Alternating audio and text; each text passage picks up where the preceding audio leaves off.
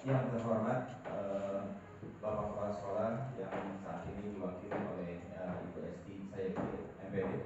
Yang terhormat Bapak dan Ibu Guru SMP 5 yang hari ini pada kesempatan kali ini kita akan melaksanakan kegiatan diseminasi. Pertama-tama mari kita panjatkan puji dan syukur kehadirat Allah Subhanahu wa taala karena dengan berkat rahmatnya alhamdulillah kita dapat berkumpul di ruangan ini dalam keadaan sehat walafiat. Salawat dan salam kita curahkan kepada Nabi besar Muhammad SAW. Baik, Bapak Ibu, untuk agenda hari ini ada beberapa agenda yang saya mohon izin untuk membacakannya. Yang pertama adalah pembukaan, yang kedua sambutan, kemudian yang ketiga adalah penyampaian materi yang akan dilaksanakan disampaikan oleh Ibu Ratih Nobia Kurnia Rahayu. Kemudian yang sesi selanjutnya adalah tanya jawab, dan terakhir doa tutup. Baik, Bapak Ibu, untuk mengawali kegiatan ini, mari kita buka dengan membaca basmalah bersama-sama. Bismillahirrahmanirrahim. Baik, untuk mempersingkat waktu, kita lanjut ke acara yang kedua, yaitu sambutan dari Kepala SMP Negeri 5 Cianjur yang saat ini diwakili oleh Ibu Esti Sayeti MPD. Kepadanya kami persilakan.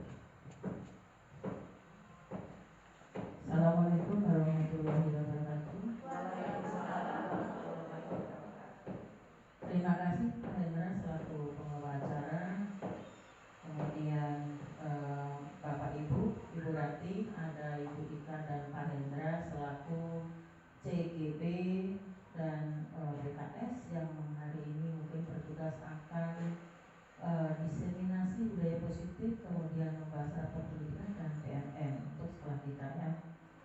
Dan Bapak Ibu guru yang hari ini sudah hadir, kami ucapkan terima kasih. Kegiatan hari ini sangat penting sehubungan dengan CGB kan akan menerapkan budaya positif ya. Kemudian ada kegiatan yang berhubungan dengan rapor pendidikan, terutama rapor pendidikan yang masih berwarna kuning ya, yang harus diperbaiki. Kemudian memang kemarin waktu hari pertama saya ikut di sini juga, memang kalau sendiri ternyata agak repot ya. Malam juga saya mencoba baru 2 tanggal gitu ya, jadi malam tidur begitu ya. Tapi kalau ada temannya memang bisa diskusi, kemudian bisa sharing, jadi lebih cepat. Kenapa rapor pendidikan harus diperbaiki? Karena di rapor pendidikan itu terutama kalau kuning itu ada kemungkinan turun ya berarti. Kalau turun tentu kurang bagus ya. Nah, ada yang biru, yang itu hijau ya. Hijau tapi turun, tapi biasanya kalau itu masih di batas aman gitu ya. Kalau kuning itu kan memang harus ditingkatkan ya. Kalau dulu yang namanya rapor untuk pendidikan itu sesuai dengan kenyataan yang ada gitu ya. Kalau kita misalnya tidak punya sarana, misalnya memang kita kekurangan di situ ya sudahnya begitu. Kalau sekarang tidak ya. Nanti sekarang bisa disiasati dengan cara mengisi rapot pas bagian yang berwarna kuning, kemudian diusahakan. Nah, yang kuning itu berarti ada kekurangannya di situ. Nanti bisa diisi dengan pelatihan bersama tadi ya.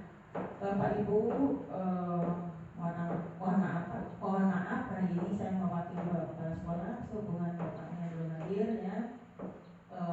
Mungkin itu saja yang bisa saya sampaikan biar cepat, pagi-pagi biar bisa langsung dimulai, biar tidak terlalu siang ya kayak kemarin ya. Itu saja mungkin, sekaligus hari ini mungkin saya mewakili Bapak Kepala Sekolah, saya buka kegiatan hari ini diseminasi budaya positif, rapor pendidikan dan PMM yang dilaksanakan di sekolah kita.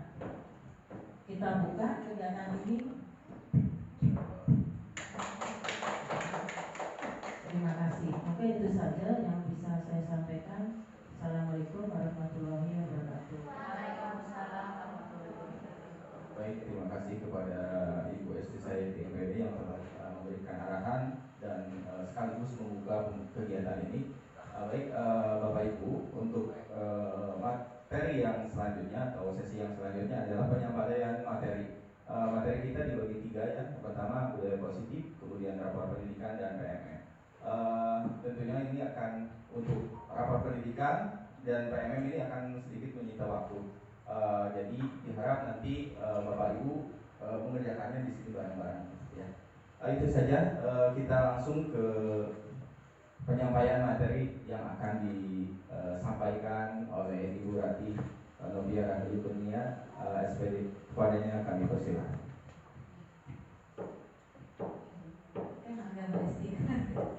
Assalamualaikum warahmatullahi wabarakatuh.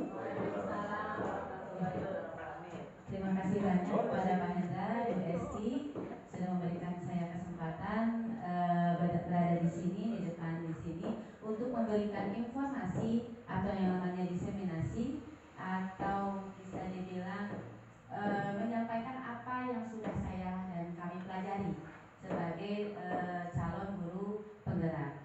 Pada modul dari 1.4 kita belajar mengenai yang namanya budaya positif, dan ternyata budaya positif itu memang wajib kita dapatkan terutama di sekolah kita. Ternyata terkait pada rapor pendidikan kita, terutama di bagian karakter pada tahun ini adalah menurun. Jadi nanti kita akan bahas bagaimana rapor pendidikan kita setelah kita bahas budaya positif terlebih dahulu ya. Oke. Yang pertama yang akan dibahas pada budaya positif di sini adalah perubahan paradigma belajar. Biasanya kan kalau kita belajar ya seperti itu saja sebenarnya, konvensional saja. Ternyata ada beberapa banyak perubahan yang saya terima pada saat saya belajar dan menjadi guru penggerak. Bahwa kita harus berpihak kepada murid, bahwa anak itu tidak bisa kita kontrol, bahwa guru itu dikatakan bahwa guru itu pengontrol anak, tidak. Ternyata itu salah. Siapa yang bisa mengontrol anak? Ya anak itu sendiri. Tidak bisa kita sebagai seorang guru, sebagai orang dewasa memaksakan kehendak kita, itu tidak bisa. Itu hal yang baru buat saya. Oh ternyata selama ini saya salah gitu. Dan saya rasa mungkin hal ini penting. Bukan mungkin lagi ya, hal ini penting untuk diinformasikan kepada rekan-rekan saya di SMP Negeri 5 Cianjur. Kelihatan mungkin ya bentar. Sekarang ya. Ini ada miskonsepsi tentang makna dari kontrol yang akan kita pelajari. Ini maksudnya dengan miskonsepsi berarti kita ada kesalahan konsep. Apa sih kontrol itu? Berarti kontrol itu berarti kita bisa menguasai orang lain atau diri sendiri. Itu mengenai kontrol. Dan bagaimana bahwa ternyata ada sebuah ilusi sepertinya benar tapi ternyata salah. Bahwa semua penguatan positif itu efektif dan bermanfaat, belum tentu. Mungkin aja bisa negatif. Penguatan apa dulu? Seperti itu. Yang kedua, ilusi guru mengontrol murid. Kita kan seperti biasanya bahwa apa sih kita nyebutnya guru? Gunanya adalah untuk mendidik anak, mendidik murid. Berarti kita harus mengontrol, termasuk tingkah. Maafin ya, kasih maju ke sini tidak. Oke, sebentar. Mana? Maju.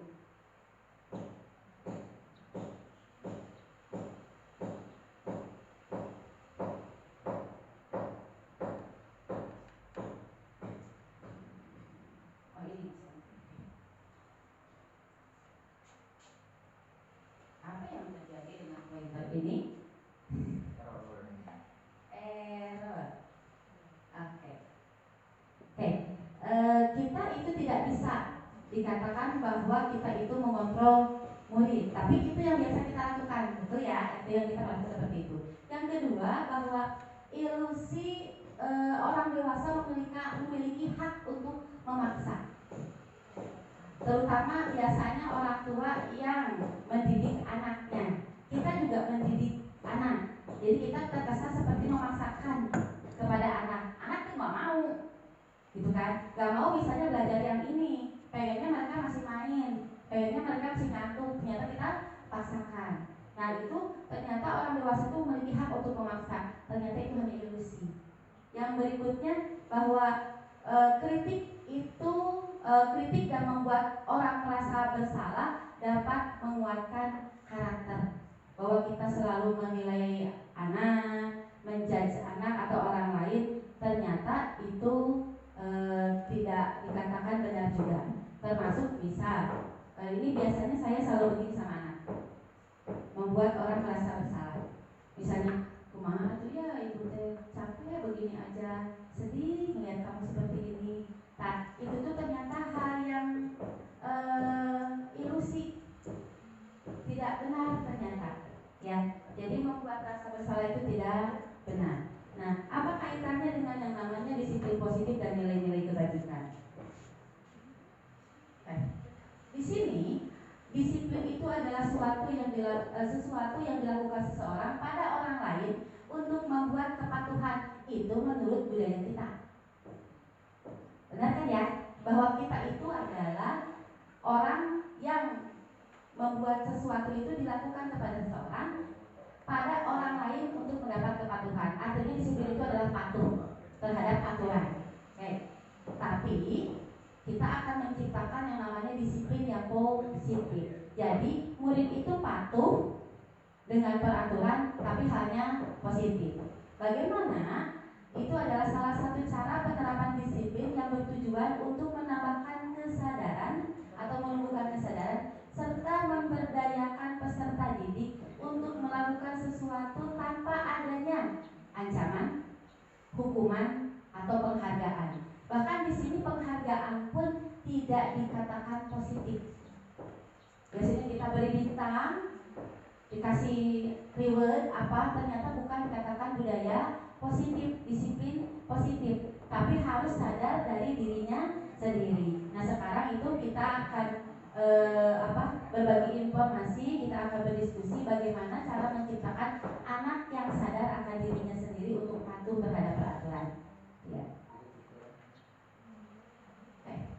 Yang kedua, bahwa nilai-nilai disiplin ini untuk menciptakan apa? Untuk menciptakan atau menumbuhkan nilai-nilai kebajikan yang universal.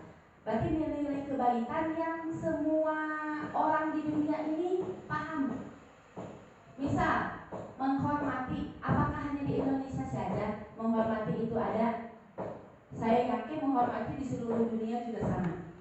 Menghargai, cinta kepada orang lain, cinta alam, keselamatan, kesehatan, itu pasti di setiap negara juga sama. Jadi maksudnya nilai kebajikan universal bukan karena adat istiadat. Oke, nilai kebajikan adalah sifat-sifat positif manusia yang merupakan tujuan mulia yang ingin dicapai setiap individu. Nilai-nilai tersebut bersifat universal dan lintas bahasa, suku, bangsa, agama maupun latar belakang. Kita yakini bahwa setiap perilaku atau perbuatan itu memiliki suatu tujuan. Mau perilaku positif maupun negatif pasti ada tujuannya. Saya yakin itu. Karena pada saat saya melangkah ke sekolah pun pasti ada tujuan. Kita makan pun pasti ada tujuan. Jadi apapun perilaku manusia itu memiliki tujuan. Yang kedua, dengan mengaitkan nilai-nilai kebajikan yang diyakini seseorang, maka motivasi intrinsiknya akan terbangun. Jadi diharapkan dengan nilai-nilai kebajikan yang ada, ini memunculkan yang namanya motivasi intrinsik. Apa itu motivasi intrinsik? Motivasi yang ada pada dirinya sendiri, bukan dari eksternal, bukan dari ekstrinsik atau bukan dari luar, tapi dari dirinya sendiri. Sehingga menggerakkan motivasi dari dalam untuk mencapai tujuan mulia yang diinginkan. Karena setiap manusia pasti punya tujuan yang akan diinginkan dari hidupnya, apapun itu. Terus nilai-nilai kebajikan yang ingin dicapai oleh setiap anak Indonesia kita kenal dengan profil pelajar Pancasila pada kurikulum merdeka kita, yaitu beriman bertakwa kepada Tuhan Yang Maha Esa dan berakhlak mulia. Kedua, mandiri. Ketiga, bernalar kritis. Yang keempat, berkebinekaan global. Kelima, bergotong royong dan kreatif. Itu yang diinginkan dari kurikulum merdeka kepada anak-anak kita. Okay? Bagaimana kita memotivasi perilaku manusia dan hukuman serta penghargaan. Ini ada hubungannya. Bapak dan Ibu perlu ketahui bahwa menurut teori motivasi perilaku manusia itu terdapat 3. Yang pertama, untuk menghindari ketidaknyamanan atau hukuman, apa yang akan terjadi apabila saya tidak melakukannya? Itu motivasi. Tapi motivasinya untuk menghindari hukuman atau ketidaknyamanan. Jadi kita melakukan sesuatu, apa yang akan saya lakukan? Apa yang akan terjadi kalau saya tidak melakukannya? Cien, takut dimarahin, takut nanti nggak mengecewakan orang lain, seperti itu. Terus yang kedua, untuk mendapatkan imbalan dari orang lain atau institusi, apa yang akan saya dapatkan apabila saya melakukannya? Ini juga sebenarnya kita juga seperti itu sebenarnya. Kadang kita melakukan, kalau saya melakukan pekerjaan ini, apa yang saya dapatkan? Dari teman, dari kepala sekolah, bukan dari diri sendiri ternyata. Terus kalau saya melakukannya gimana? Mungkin orang lain kecewa, orang lain akan marah, seperti itu. Dan ternyata kedua itu adalah yang namanya motivasi eksternal, motivasi dari luar. Dan teori yang ketiga adalah untuk menghargai dirinya sendiri. Saya akan menjadi orang seperti apa bila saya melakukannya? Itu beda pertanyaannya kan? Kalau misalnya saya bekerja sekarang, berarti saya akan menjadi seperti apa nanti di masa depan? Gitu. Kalau saya berdisiplin, saya akan menjadi apa gitu di masa depan? Menjadi orang yang seperti apa? Itu baru motivasi internal. Dan tujuan dari disiplin positif itu adalah meningkatkan motivasi intrinsik atau internal ini. Tujuan kita ini.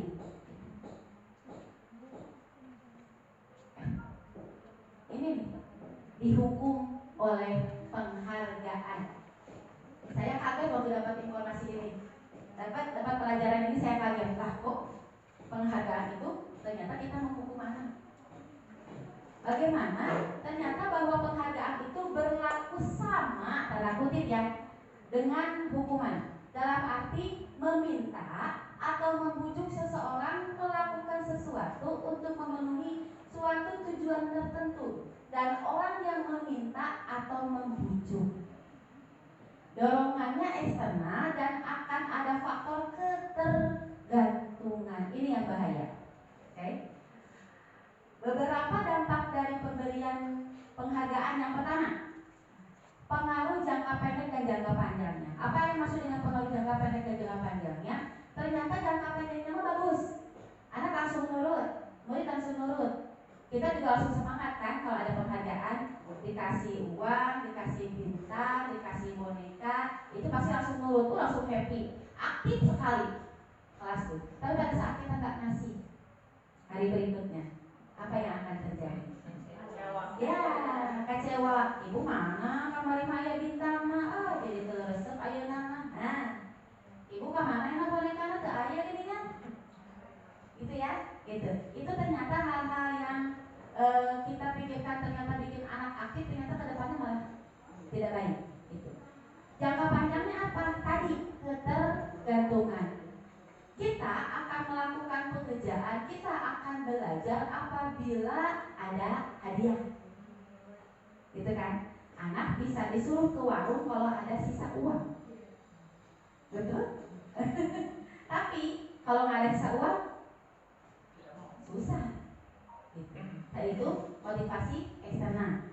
Yang berikutnya, ternyata penghargaan itu menghukum. Kenapa? Menghukum dengan secara tidak langsung anak menjadi ketergantungan dengan penghargaan itu. Yang berikutnya, penghargaan mengurangi ketepatan. Ketepatan apa? Ketepatan terhadap tindak tanduknya, tingkah tingkah lakunya. Menurut kita itu anak akan aktif selamanya, ternyata tidak, karena tergantung dari penghargaan itu sendiri. Penghargaan tidak efektif tentu saja, dan penghargaan merusak suatu hubungan. Kenapa dikatakan merusak suatu hubungan? Karena pada saat tidak diberi penghargaan, kita akan kecewa, dan kita akan menilai orang lain dengan hal yang tidak semestinya. Ada sekarang udah nggak dikasih penghargaan lagi, nggak dikasih hadiah lagi, berarti dia apa begitu? Nah, itu yang muncul. Ya. Ini juga saya kaget ya, saya juga suka begini sama anak. Kok siapa yang mau ke depan? Nanti ibu kasih nilai. Nah, ternyata itu hal yang salah ya, kurang tepat, nggak salah ya. Oke. Yang berikutnya, ada lagi bahwa penghargaan menurunkan kualitas. Kenapa dikatakan penghargaan menurunkan kualitas? Karena pada saat penghargaan ada, kualitas naik, anak aktif, tapi lama-lama keaktifannya akan menurun berdasarkan dari penghargaan yang dia terima. Kita patok, pokoknya kamu harus dapat ranking 1. Terus pas dapat dia ranking 1, apa yang terjadi? Dia akan sulit mempertahankannya, karena penghargaannya sudah dia dapatkan, makanya dikatakan penurunan kualitas. Yang berikutnya, penghargaan mematikan kreativitas. Tentu saja ini sangat relevan ya. Yang berikutnya, penghargaan mengurangi motivasi intrinsik. Jelas ini motivasi internal atau eksternal, karena dari luar ya. Maaf, ada di situ. Oke. Sekarang kita berdiskusi ya, Bapak Ibu. Apa perbedaan hukuman dengan konsekuensi? Kita lihat soal yang nomor pertama. Mohon dijawab ya, menurut ibu-ibu dan bapak-bapak, apa itu? Oke, yang pertama, mencatat 100 kali di dalam buku, kalimatnya begini: saya tidak akan terlambat lagi karena terlambat ke sekolah. Itu kira-kira hukuman atau konsekuensi? Hukuman. Oke. Yang kedua, lari mengelilingi lapangan basket 2 kali karena terlambat hadir di sekolah. Hukuman atau konsekuensi? Hukuman. Yang berikutnya, murid diminta untuk push up 15 kali karena tidak menggunakan masker ke sekolah. Hukuman. Oke. Menggantikan kertas tugas teman yang telah dicoret. Konsekuensi. Oke. Membersihkan tumpahan air di meja tulis karena tersenggol pada saat belajar. Konsekuensi. Yang berikutnya, murid disuruh tidak mengenakan sepatu seharian di sekolah karena tidak mengenakan sepatu hitam. Siapa tuh? Saya juga pernah bawa hal yang begitu terhadap anak saya ya. Yang berikutnya, lari mengelilingi lapangan basket 2 kali karena terlambat 10 menit untuk pelajaran PJOK. Hukuman. Oke, meskipun pelajaran PJOK. Konsekuensi itu. Terlambat 10 menit. Dia harus mengelilingi lapang basket 2 kali untuk pelajaran PJOK. Pokoknya dijawab dulu. Hukuman. Oke. Siapa yang mau mengungkapkan di sini? Berarti kira-kira nih, apa sih perbedaan hukuman dengan konsekuensi? Kalau lihat dari sini dulu, karena kita belum tahu jawabannya yang benar ya. Oke. Mana bukunya? Oh, tenang lagi.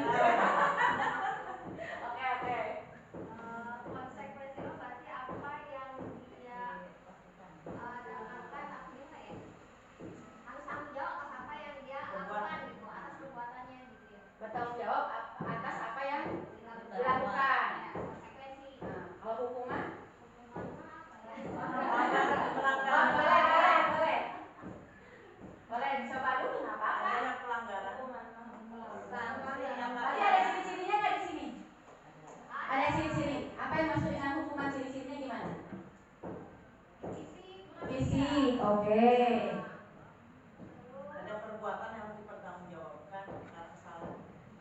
Oke, itu konsekuensi apa hukuman. Tapi dua-duanya juga bertanggung jawab sebenarnya.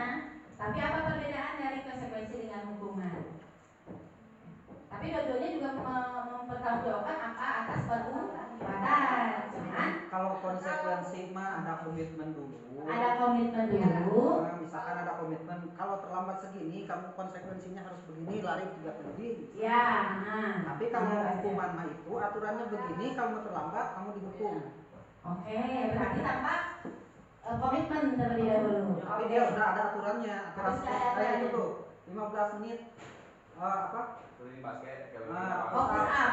Oke. Karena Push up. tidak pakai masker, karena harusnya pakai masker, ternyata dia tidak, maka dia dihukum misalkan push up.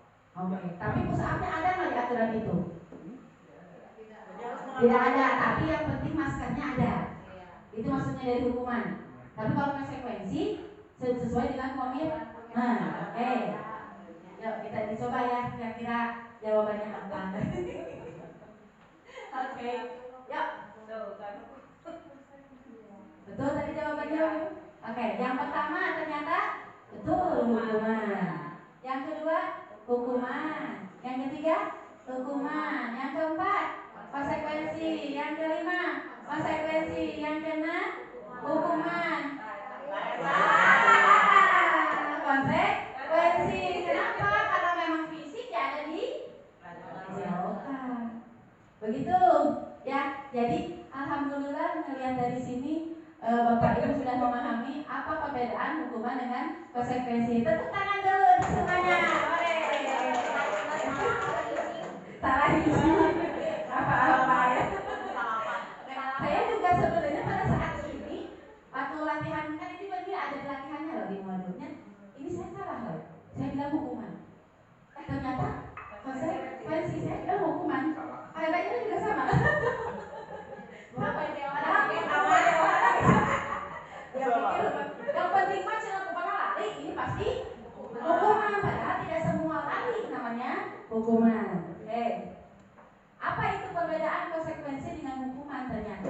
Di sini bisa dilihat bahwa hukuman itu sesuatu yang menyakitkan itu harus terjadi. Lelah, secara emosi, sakit hati. Terus yang berikutnya konsekuensi mah sesuatu harus terjadi, tapi tak menyakitkan. Terjadi, tapi tak menyakitkan. Yang kedua, membuat anak sakit mau fisik atau hatinya dalam jangka waktu yang lama, bahkan ujung-ujungnya mendendam. Ya, bahkan sampai ke dewasa, saya ingat ke guru ETAP pernah nampar saya, pernah nyubit saya.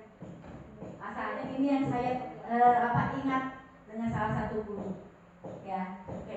Yang kedua, membuat anak merasa tidak nyaman dalam jangka waktu pendek, tapi jangka waktu yang panjang ada itu memang salah saya, nggak apa-apa begitu, tapi sadar sendiri, tapi jangka waktu yang pendek saat itu anak gak nyaman.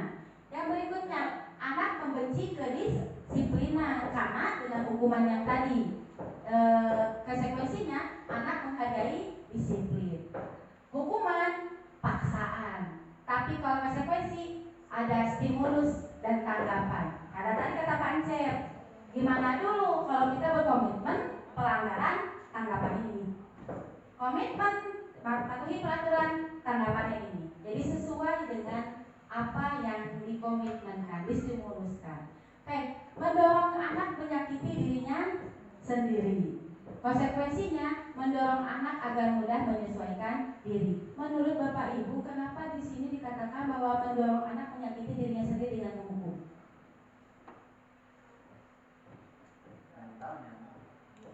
Betul. Nah,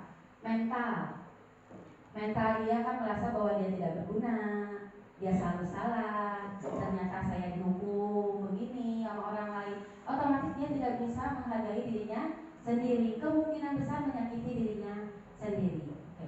Yang berikutnya, konsep diri yang buruk terhadap dirinya sendiri, tapi konsekuensi konsep diri yang baik.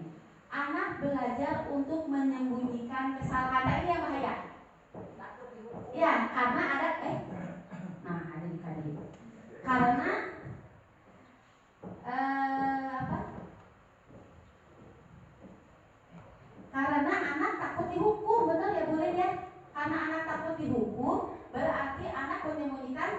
kesalahan. Tapi kalau yang konsekuensi, anak belajar karena dia sudah tahu komitmennya apa, bagaimana dia belajar untuk mematuhi peraturan. Yang berikutnya, marah, rasa bersalah, dipermalukan, dan merasa tidak dihargai. Itu adalah perasaan ada pada hukuman. Tapi pada konsekuensi, memang dia punya kehilangan hak, dibuat tidak nyaman, diasingkan untuk sementara waktu, karena ada waktu tertentu yang disepakati. Sisanya baik-baik saja, karena anak sudah mematuhi dari pelanggaran itu sendiri. Oke. Sekarang, bagaimana kita mendapatkan disiplin positif? Bagaimana kita menerapkan konsekuensi? Jadi kalau kita hukuman berarti ya sekarang ya, konsekuensi itu dengan yang namanya keyakinan kelas. Ini juga bisa berlaku pada keyakinan sekolah ya. Kalau keyakinan kelasnya kita sudah mantap. Jadi untuk sekarang sebenarnya dari target kami adalah bagaimana ibu bapak guru itu membuat yang namanya keyakinan di kelas, terutama untuk wali kelas dan guru mata pelajaran akan mengikuti keyakinan kelas itu sendiri. Nah, mangga dijawab nomor 1 untuk bapak dan ibu. Mengapa kita memiliki peraturan tentang menggunakan helm pada saat mengendarai kendaraan roda 2 atau motor? Boleh, mangga nih.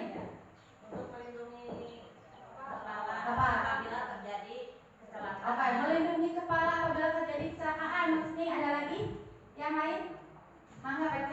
Meningkatkan kesadaran bahwa keselamatan itu lebih penting. Oke, tentang keselamatan itu lebih penting, jadi harus sadar. Yang berikutnya ada lagi? Cukup? Cukup, itu yang pertama. Yang kedua, mengapa kita memiliki peraturan tentang menggunakan masker dan mencuci tangan setiap saat? Kesehatan. Oke, kesehatan. Berarti yang pertama sadar selamat dengan berarti melindungi kepala, berarti termasuk selamat ya. Oke. Yang kedua tentang kesehatan. Berarti alhamdulillah sudah memiliki keyakinan di kelas ini. Oke. Tapi apakah keyakinannya sudah motivasinya intrinsik? Oke. Termasuk saya sendiri. Betul, ya sadar nih. Ceritanya kita sadar bahwa ternyata pakai helm itu untuk keselamatan. Tapi Dilanggar. oke, saya itu ya. Termasuk saya sendiri ya. Berarti belum ada yang namanya. Kadang-kadang kan yang pakai helm dan tidak pakai helm itu karena ada polisi dan tidak ada Ah, polisi. itu dia betul. Karena ada polisi dan tidak ada polisi. Oke, siap. Nah, kenapa dikatakan penting nih keyakinan kelas? Tadi nilai keselamatan yang di helm dan cuci tangan, masker untuk kesehatan yang tadi kita sebutkan sebagai suatu keyakinan, yaitu nilai-nilai kebajikan universal yang disepakati secara tersirat dan tersurat. Kita sudah tahu bahwa itu untuk selamat, untuk sehat, begitu kan? Oke. Terlepas dari latar belakang suku, negara, bahasa maupun agama, badai di mana wae oge pasti sami untuk kesehatan dan keselamatan. Seseorang akan lebih tergerak dan bersemangat untuk menjalankan keyakinannya daripada hanya sekedar mengikuti keserangkaian peraturan tertulis tanpa makna. Jadi kalau kita sudah meyakini sesuatu dengan intrinsik dari kecil, ternyata kita akan lebih bersemangat dalam hidup. Maksudnya begitu. Bukan dari paksaan karena peraturan. Tadi kata Pak Ijek, pakai helm namun hanya polisi. Pakai masker namun disuruh. Tapi kalau flu, batuk harus kan. Tapi pada saat ternyata kita flu batuk ada enggak pakai masker, pakai masker. Begitu.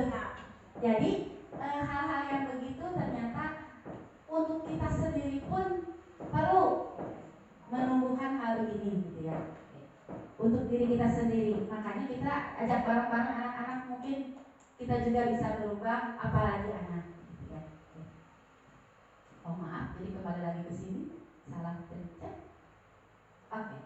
Bagaimana pembentukan keyakinan kelas atau sekolah yang bersifat lebih abstrak daripada peraturan, lebih rinci dan konkret. Ya. Yang berikutnya, keyakinan kelas berupa pernyataan-pernyataan yang universal dibuat dalam bentuk positif. Jadi katanya kata positif ya. Yang berikutnya, keyakinan kelas hendaknya tidak terlalu banyak, hanya sedikit, tidak boleh lebih dari 7 poin. Nggak boleh, hanya sedikit, sehingga mudah diingat dan dipahami oleh semua warga sekolah. Yang keempat, keyakinan kelas sebaiknya sesuatu yang dapat diterapkan di lingkungan tersebut. Lanjut, yang kelima, semua warga kelas hendaknya ikut berkontribusi dalam pembuatan keyakinan kelas lewat kegiatan curah pendapat. Jadi tidak bisa keyakinan kelas hanya dibuat oleh guru. Kalau itu mau bukan keyakinan kelas, tapi peraturan kelas. Gitu ya. Keyakinan kelas harus dibuat secara bersama-sama. Juga harus ditaati oleh bersama-sama. Yang berikutnya, bersedia meninjau kembali keyakinan kelas dari waktu ke waktu. Artinya, keyakinan kelas itu tidak berlaku selamanya. Bisa berubah berdasarkan dari keadaan, bisa ditambahkan, bisa dikurangi. Bagaimana langkah-langkah pembuatan keyakinan kelas? Yang pertama, bercurah pendapat tentang peraturan yang perlu disepakati di sekolah atau kelas. Yang kedua, mencatatnya di papan tulis. Apa yang dicatat? Betul, hasil dari curah pendapat tentang peraturan kelas. Oke. Yang berikutnya, mengganti kalimat-kalimat dalam bentuk negatif menjadi positif. Yang berikutnya, menemukan nilai kebajikan atau keyakinan yang dituju dari peraturan tersebut. Selanjutnya, meninjau ulang keyakinan kelas secara bersama-sama. Biar lebih jelas seperti apa langkahnya, kita latihan aja sekarang ya. Di sini sudah disediakan papan tulis, saya seolah-olah sebagai gurunya, Bapak Ibu sebagai anaknya. Anak siapa? Anak saya. Saya ikut ke sebelah sini ya. Karena ada kabel di sini. Cukup.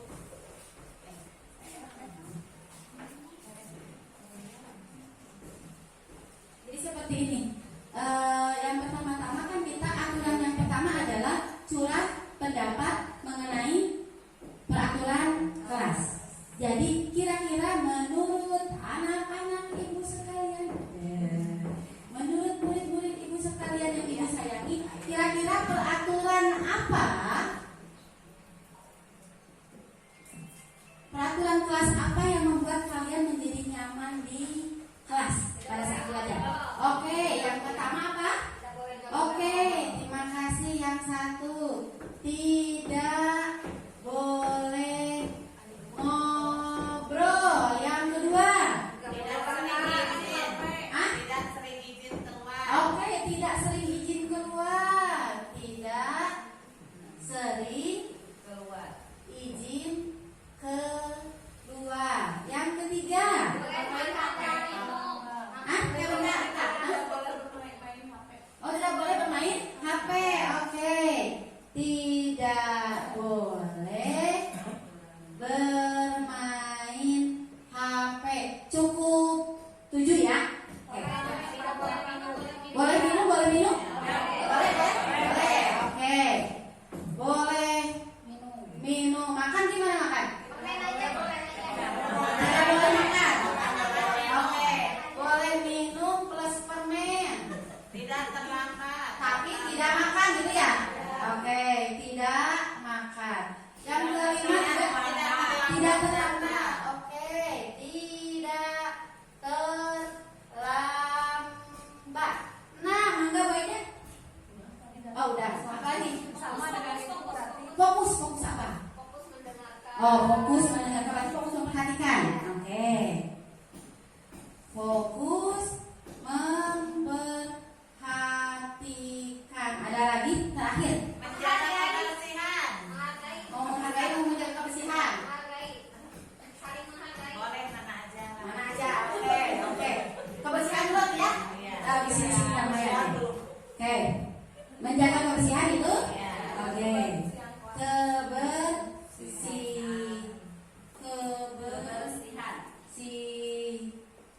Oke, ini si umum ya. Si umum adalah peraturan. Kita lihat dulu peraturan yang sudah kita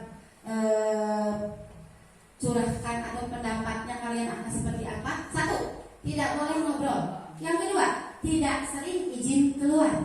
Tong bolak-balik ke kamar mandi katanya, atau izin bu ke sini, izin bu ke situ, bolak-balik kan. Terus yang ketiga, tidak boleh bermain HP. Yang keempat, boleh minum dan makan permen, tapi tak boleh makan yang lain. Oke. Yang berikutnya, tidak terlambat. Yang keenam, fokus memperhatikan pada saat guru menjelaskan atau teman menjelaskan ya. Yang berikutnya, menjaga kebersihan. Oke. Yang tahap 1 dan tahap 2 sudah. Betul? Sekarang tahap 3. Gantilah kalimat-kalimat dalam bentuk negatif menjadi positif. Pasti yang keluar dari anak-anak begini. Ini sudah kayak normalnya gitu ya. Pasti keluarnya, nggak boleh ini, nggak boleh gitu, ibu gini, ibu gitu, kan? Tapi ternyata ada kata-kata negatif di sini. Ya, oke. Nomor berapa aja? 1, 5.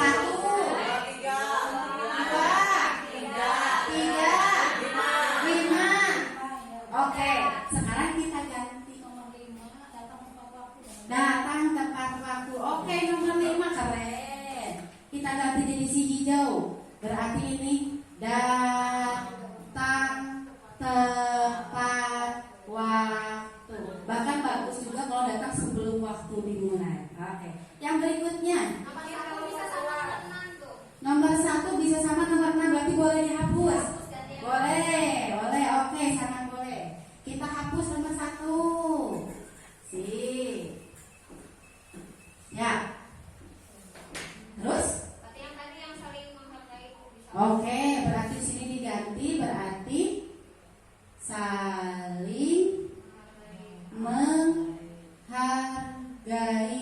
orang lain. Oke. Nomor 2? Digantinya gimana? Kalimatnya. Tidak sering izin keluar. Tetap berada di dalam kelas. Oke. Tetap berada di dalam kelas. Oke. Yang keempat, tidak boleh bermain HP. Dimatikan. HP dalam mode tidur. Iya. HP dalam mode tidak boleh. 1, Membawa HP. Simpan HP di dalam tas. simpan HP di dalam tas. Tapi berarti boleh nggak tapi dimainkan? Tidak. Tidak. Tapi kalau diizinkan guru, Boleh. berarti Boleh. HP boleh digunakan apabila seizin. Nah, mungkin begitu, lebih enak ya. Oke. HP boleh digunakan apabila oke diizinkan guru. Oke. Oke, mau dijual apa tidak? Jadi udah sepakat ya? Berarti yang ini diganti, tidak sering izin keluar dengan tetap berada di dalam kelas selama pembelajaran. Yang berikutnya, tidak boleh bermain HP. Berarti HP diizinkan apabila HP boleh digunakan apabila diizinkan oleh guru. Yang ini tidak terlambat diganti dengan datang tepat waktu. Yang tadi pertama dihapus. Tadi kata yang pertama apa?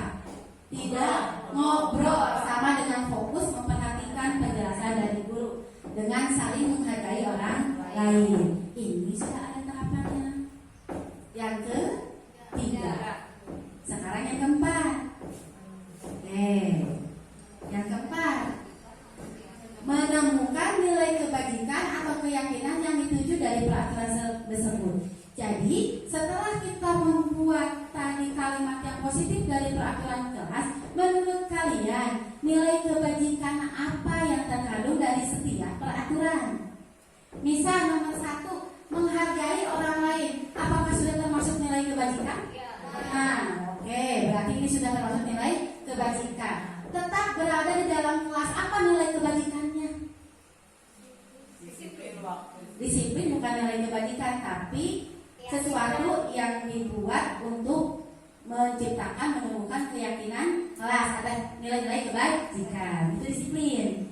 Apa kira-kira? Tetap berada di dalam kelas, tidak sering izin keluar. Saat pembelajaran. Iya, pada saat pembelajaran nilai kebajikan apa? Istiqomah. Bisa. Apakah sama dengan menghargai? Tidak.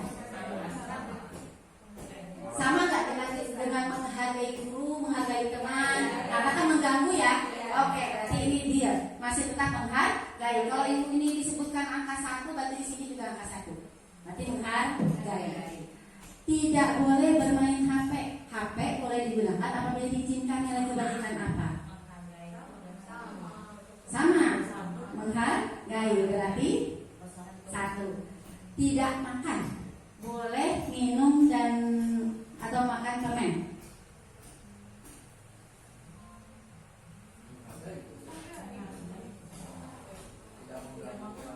Tidak mengganggu orang lain. Berarti menghargai ini.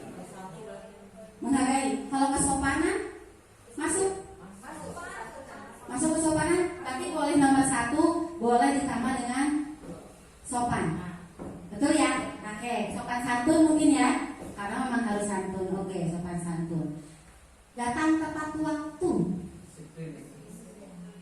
Disiplin bukan sebuah nilai kebajikan, tapi tindakan atau perlakuan untuk meningkatkan nilai kebajikan. Itu disiplin. Oke. Datang tepat waktu. Menghargai, karena menghargai waktu. Yang berikutnya fokus memperhatikan. Menghargai juga. Oke. Apakah juga termasuk dengan tanggung jawab? Betul. Oke, ditambah dengan tanggung jawab. Menjaga kebersihan. Tanggung jawab. Oke. Tanggung jawab. Jadi ada berapa keyakinan? 3. Apa saja? Menghargai, sopan santun, dan tanggung jawab. Kita tuliskan di sini. Keyakinan kelas. Menghargai, sopan santun, dan terakhir tanggung jawab. Tuh jadi tidak oke. Tanggung jawab. Tanggung jawab. Dari sekian banyak peraturan ada berapa keyakinan? 3. Berarti kata-kata nanti tinggal melanjutkan di sini. Saya akan selalu menghargai atau saya perlu menghargai orang lain. Saya yakini bahwa sopan santun itu penting.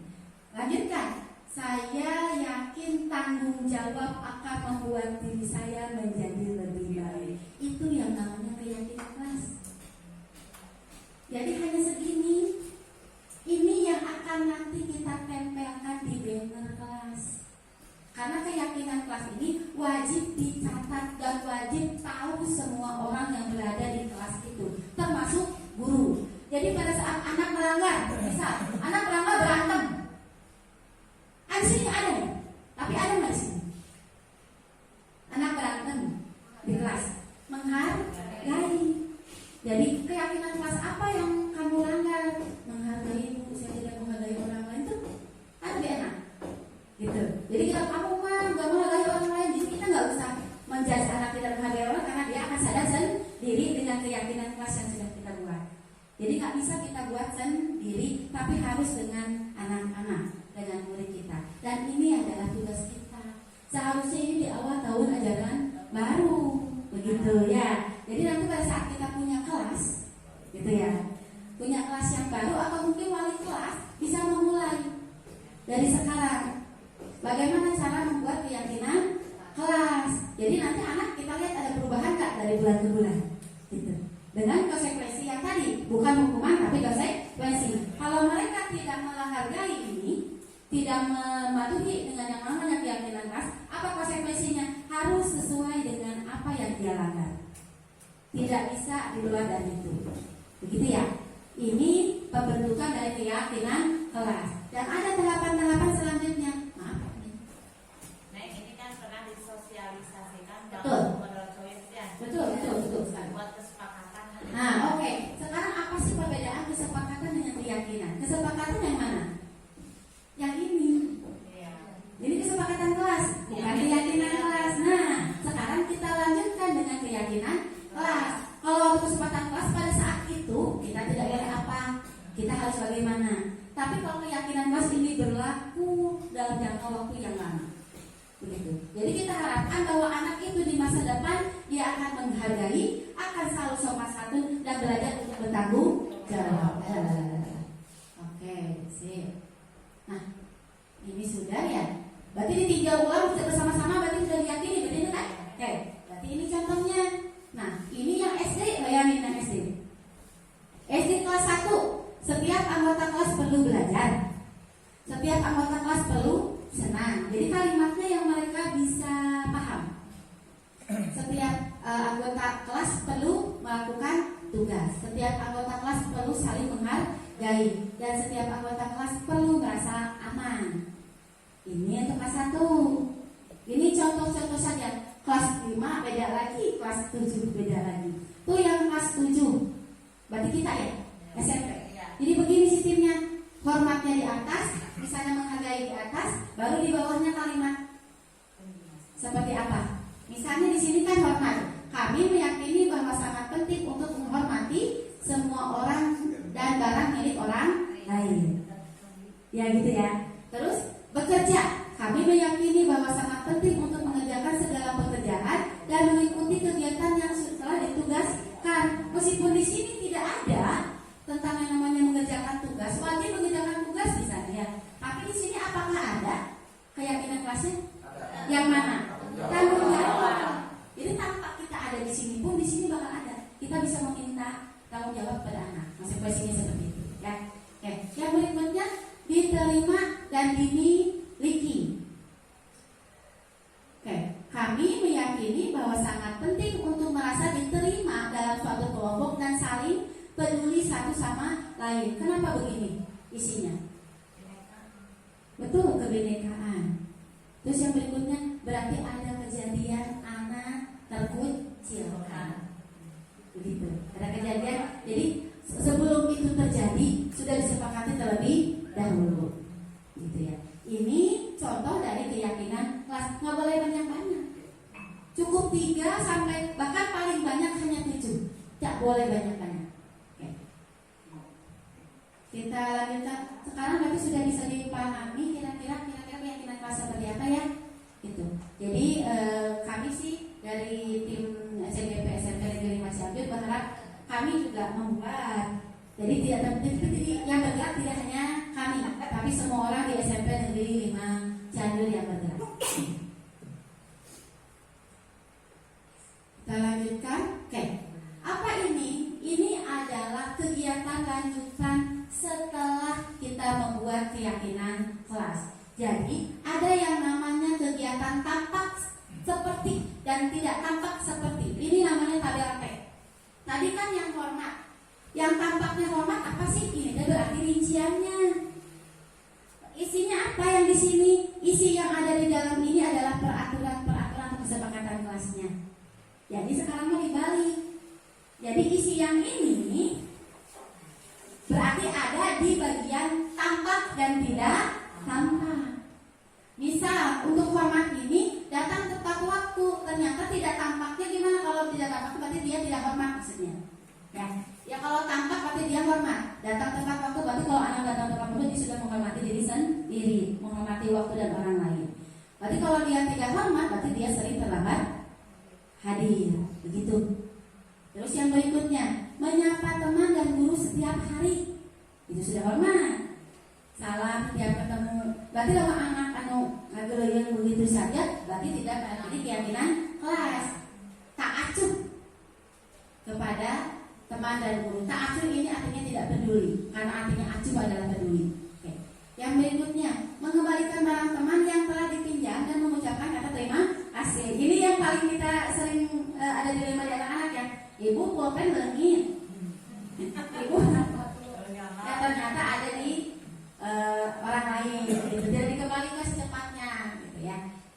bilang terima kasih ya tuh, itu hubungan. Nah, itu berarti tidak hormat, tidak mengembalikan barang yang telah dipinjam dan meletakkan sembarangan. Jadi sebenarnya kalau kita udah punya kira-kira kita enak ya ke anak-anak untuk makan, kira-kira pasti udah dibuat. Kenapa kamu begini? Kenapa kamu begitu? Itu tuh lebih enak. Nanti ada hubungannya dengan yang namanya restitusi. Oke. Ada hubungannya restitusi. Kita lanjutkan ini untuk guru bimbingan konseling, ini udah biasa restitusinya. Ini yang berikutnya ada tabel Y. Ini karena bentuknya Y, kalau tadi bentuknya T, tabel biasa. Apa? Terdengar, berperilaku dan terlihat. Yang terdengarnya apa? Pada saat tadi hormat, terdengarnya begini. Satu orang berbicara, yuk saya bantu. Kita bisa selesaikan ini bersama. Terima kasih, tolong ya, permisi ya, boleh saya pinjam, nanti akan segera saya kembalikan. Jadi kira-kira orang tua akan berkalimat seperti apa kalau yang namanya menghormati. Yang berikutnya yang terlihat, berempati terhadap perasaan orang lain, memegang barang milik orang lain dengan izinnya, mendengar dengan seksama, senantiasa berbuat baik dan berbagi. Berperilakunya bagaimana? Tersenyum, ramah, memberi salam dan hormat, memberikan ruang bekerja dan postur tubuh yang tenang, tegerung busuk dan sederhana. Begitu, ini tabel Y. Terus ada lagi yang berikutnya. Oke. Tugas saya, tugas kamu, tugas guru, tugas murid. Jadi disampaikan ini. Kalau diskusinya panjang, biasanya patuan ajaran baru kan suka lama tuh kualitas itu harian. Sebenarnya buat ini, ya kan? Tugas kamu sebagai murid apa saja? Ini ibu, ini. Tugas ibu apa saja? Ini. Jadi harus disepakati. Jadi anak sudah tahu kalau ibu meminta kalian mengumpulkan tugas, berarti nggak usah marah. Karena sudah tugas ibu. Tugas kamu apa? Mengerjakan tugas. Ada di sini semua. Gitu. Yang bukannya apa? Menyakiti, disakiti, mengeluh. Guru tidak boleh mengeluh, termasuk ini tuh sudah. Misalnya nih, capek di kelas dia makan gandeng, dan itu bukan tugas guru. Begitu.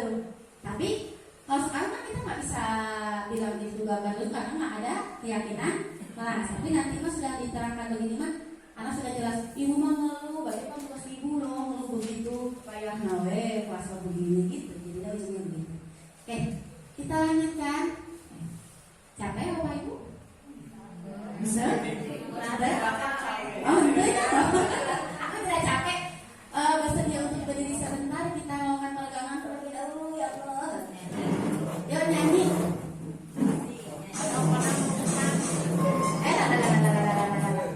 Oke.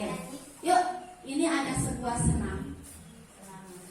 Betul, senam kesehatan. Oke. Isi mau membutuhkan ruang yang lebih luas, mangga, terserah ya. Yang penting mah kita bergerak saja ya. Oke. Siap? Ya? Salah wae saya lepas. Salah wae kita mencet ini teh. Oke. Yuk.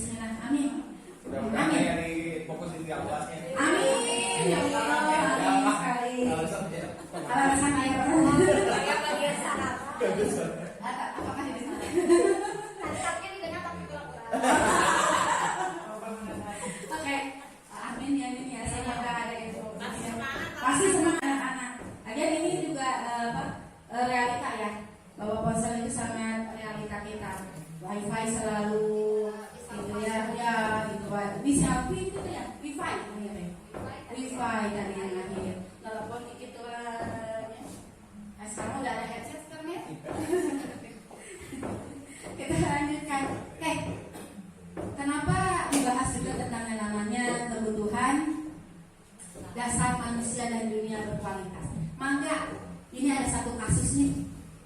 Ibu Ambar, guru wali kelas 7A di SMP Idaman, jadi nama sekolahnya Idaman ya. Oke. Sedang bingung menghadapi ulas salah satu murid di kelasnya namanya Doni. Oke. Beberapa anak di kelas 7A telah datang padanya dan mengeluh Doni yang sering kali meminta bekal makan siang mereka dengan paksa. Oke. Jika Anda menghadapi situasi seperti Ibu Ambar, apa yang Anda lakukan? Menurut Anda kira-kira apa alasan Doni melakukan hal itu? Malah sambung. Lapar. Alasan apa? Oke, kata Bu Lilin apa? Ya?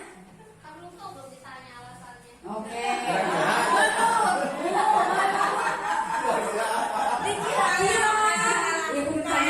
Dikira-kira. Gimana? Bisa jadi dan ini tidak diberikan bekal. Iya, betul. Oke, ya. Oke, tidak diberikan bekal tuh kata Bu Lani. Mana Bu Ida? Ya, sama sih sebenarnya Pak ya. Bisa jadi orang tuanya tidak ada ekonominya kurang. Jadi masih uang jajan sama makan. Oke, terus apa yang akan kita lakukan? Boleh jadi itu terlambat sarapan. Tambah siapa? Karena waktu juga ya kesiangan. Berarti yang satu lapar, terus tidak dibeli oleh orang tua, faktor ekonomi. Ditambah anaknya nakal. Ditambah anaknya makan. Berarti faktor, apakah ada di sini faktor kesenangan juga? Bisa jadi. Bisa jadi, ya. Dengan mengganggu teman bisa jadi dia senang. Oke, Kak Nun sudah menjawab. Bisa jadi nyari makanan gratis. Dari mana bisa karena faktor ekonomi ya. Oke, apa yang akan kita lakukan kalau misalnya bertemu dengan anak yang seperti ini? Menurut ibu-ibu, apakah diberi makan atau bagaimana? Nah, dipanggil, ditanya latar belakang sehingga anak tersebut punya perilaku seperti itu. Oke, dipanggil, ditanya latar belakangnya seperti apa. Oke, tadi seperti itu. Ya, makanya lanjut. Kalau saya mah dikasih, kalau tidak ada, Oke. kalau nggak ada, ya dinasihatin aja biar tahu. Oh, ya sabar. Sabar. Ada apa?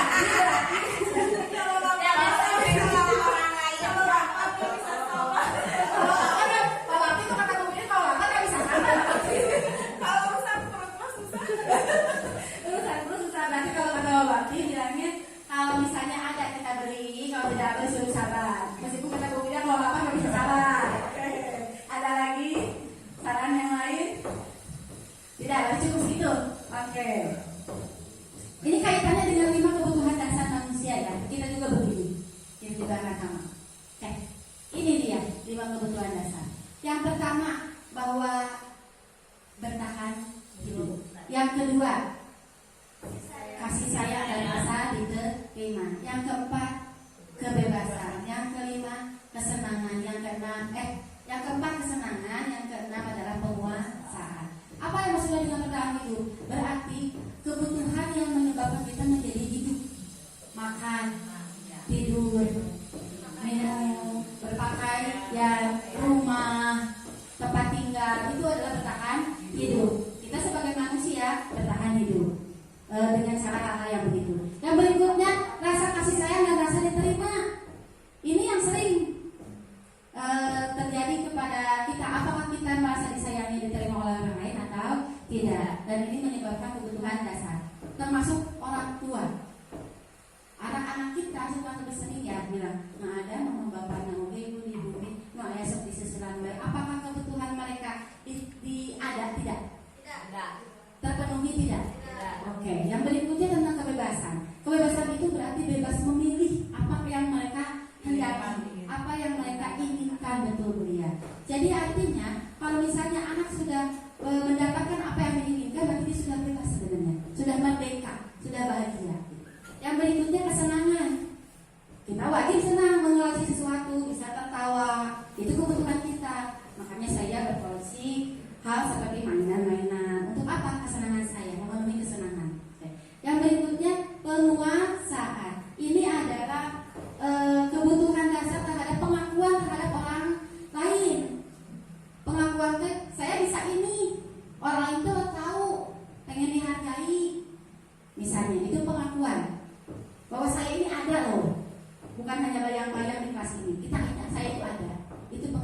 kelasnya. Oke.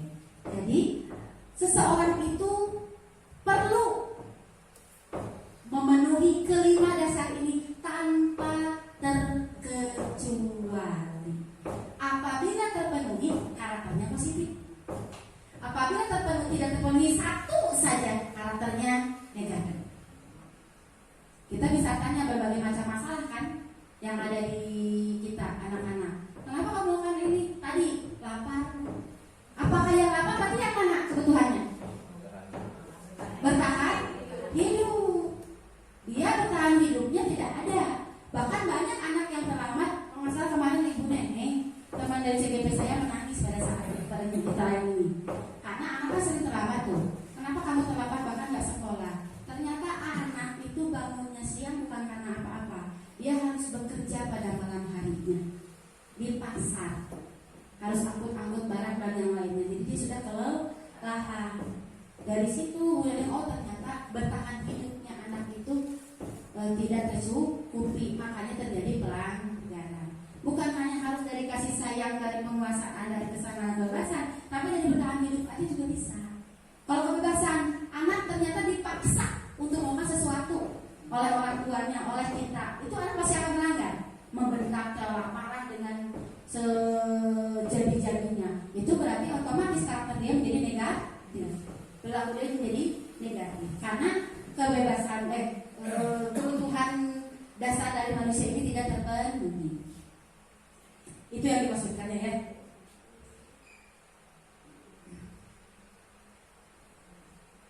Oke.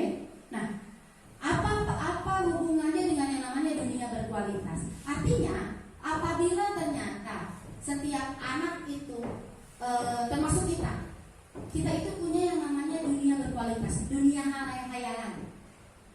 Saya sebagai manusia tadi pengen apa sih? Pengen bersama siapa hidupnya? Pengen melakukan apa? Yang diinginkan, dicita-citakan. Kan anak-anakku ini punya yang namanya dunia berkualitas. Apa itu dunia berkualitas? Tempat khusus dalam pikiran kita, tempat Anda menyimpan gambaran representasi dari semua yang Anda inginkan. Bisa berisi orang-orang, hal-hal apa saja yang terbaik dalam hidup Anda dan membuat Anda merasa bahagia dan terpenuhi kebutuhan dasar Anda. Bila guru dapat membangun interaksi yang memberdayakan dan memerdekakan murid, maka murid akan meletakkan dirinya sendiri sebagai individu yang positif dalam dunia berkualitas, karena mereka menghargai dari nilai-nilai kebajikan. Jadi artinya kalau kita juga ingin mewawancara anak, bisa kita bertanya begini, apa sih yang kamu inginkan dalam hidup ini? Kira-kira kamu mau seperti apa ke depannya? Secara cita-cita ya mungkin. Dari cita-cita, kamu mau hidupnya bareng siapa? Ibu saya mau hidup sama mama sama bapaknya begini. Terus mereka akan bercerita. Ini juga penting ternyata. Kalau misalnya mereka sudah tahu nilai kebajikannya, dunia berkualitas seperti apa, berarti mereka menginginkan itu terjadi, bukan? Tentu kalau misalnya itu terjadi, nilai-nilai kebajikan pun akan mereka dapatkan. Begitu. Intinya dari situ sebenarnya ya. Ya, impiannya. Tapi bukan hanya impian sebagai jenjang pekerjaan, tapi kehidupan dia akan seperti apa secara keseluruhan. Oke. Saya akan kaya Bu, punya kulkas, punya mesin cuci, ini. Kita nggak tahu. Mungkin Anda nggak punya kulkas di rumahnya, tapi saya pengen menyimpan ini. Ibu saya pengen beli mainan, boneka sebanyak banyaknya, kayak gitu. Kenapa saya bilang boneka mainan? Karena saya suka selalu mainan. Oke. Sekarang kita lanjut pada posisi kontrol yang berhubungan dengan nama restitusi. Oke. Ada 5 posisi kontrol. Yang pertama, guru sebagai penghukum. 2, guru sebagai pembuat rasa bersalah. 3, guru sebagai teman.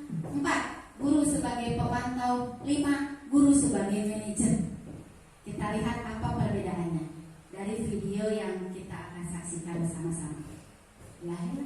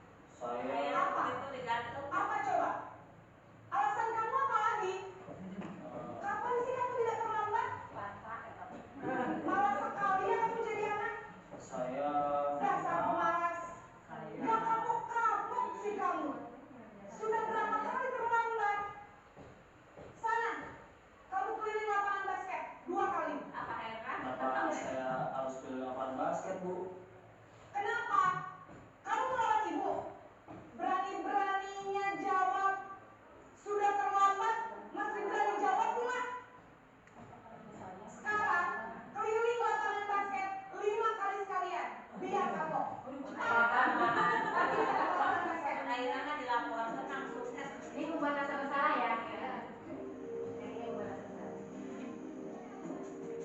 Kita lihat perbedaannya ya, Bibi ya Bapak ya. Nan,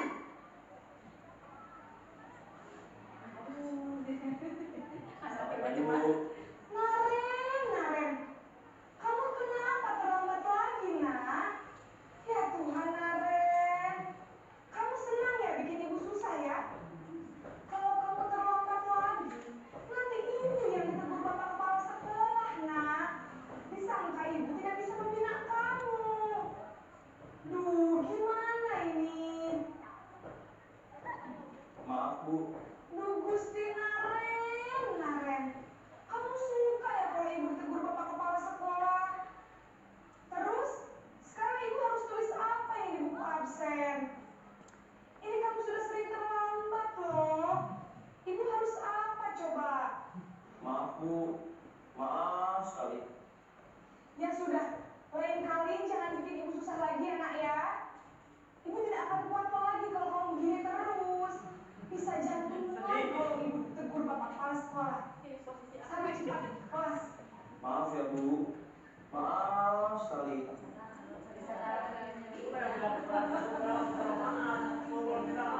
Ini posisi tengah ya. Berangkat ya. Nah, boy. Mana ya? Sering nama tinggi berial.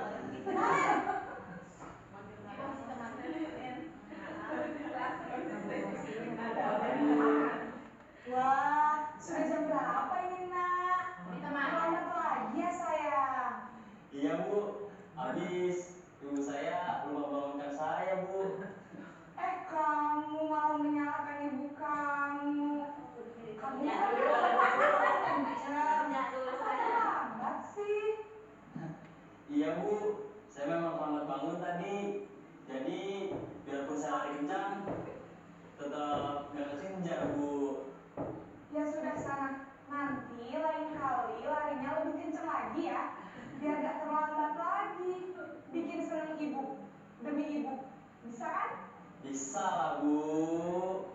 Ya sudah sana masuk kelas. Ibu beresin urusan absen kamu. Kamu ini ada-ada saja.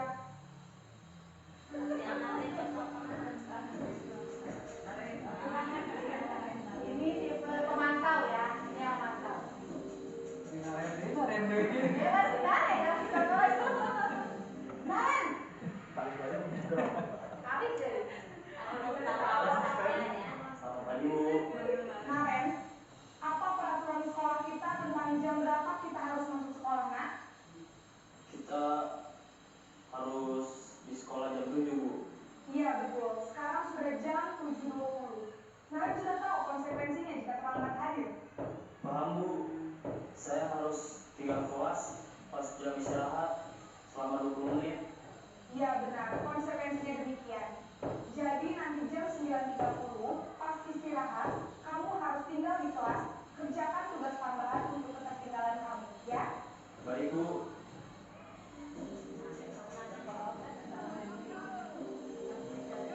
Sebagai manajer ya.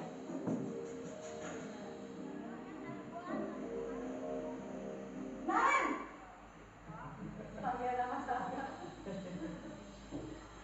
Selamat pagi Kamu Bu. panggilan nama kamu? Selamat pagi Naren. Maaf Bu, saya terlambat. Iya, sekolah masuknya jam 7, sekarang sudah jam 7.20. Jadi sekarang bagaimana ini Naren? Maaf Bu, saya lupa setel alarm saya semalam. Baiklah, menurut kamu, keyakinan sekolah yang mana yang perlu kamu tingkatkan? Menghargai diri sendiri dan orang lain mungkin ya Bu. Setuju. Jadi, apakah Naren meyakini prinsip saling menghormati tersebut? Iya Bu, saya meyakininya. Apakah Naren bersedia memperbaiki masalah keterlambatan ini? Bersedia Bu. Bagaimana kamu akan memperbaiki masalah keterlambatan ini? Saya akan coba untuk tidak lupa menyetel alarm saya Bu. Baik, kalau Naren lupa menyetel alarm di rumah, ada orang yang kira-kira bisa bantu mengingatkan tidak? Ada Bu, kakak saya, Kak Emma. Ada lagi selain Kak Emma? Selain Kak Emma, ada ibu saya. Baik, jadi Kira-kira akan mulai start alarm kapan nih, Naren? Setelah pulang sekolah, akan segera saya lakukan. Baik, jadi Naren akan setel alarm untuk bangun besok pagi dan akan diingatkan oleh kakak dan ibunda Naren ya. Ada lagi yang mungkin perlu dilakukan, Naren, agar tidak terlambat bangun lagi? Tidak ada, Bu. Baik, Naren. Terima kasih untuk kerjasama kamu. Sekarang kamu turun kembali ke kelas untuk belajar. Baik, Bu. Terima kasih.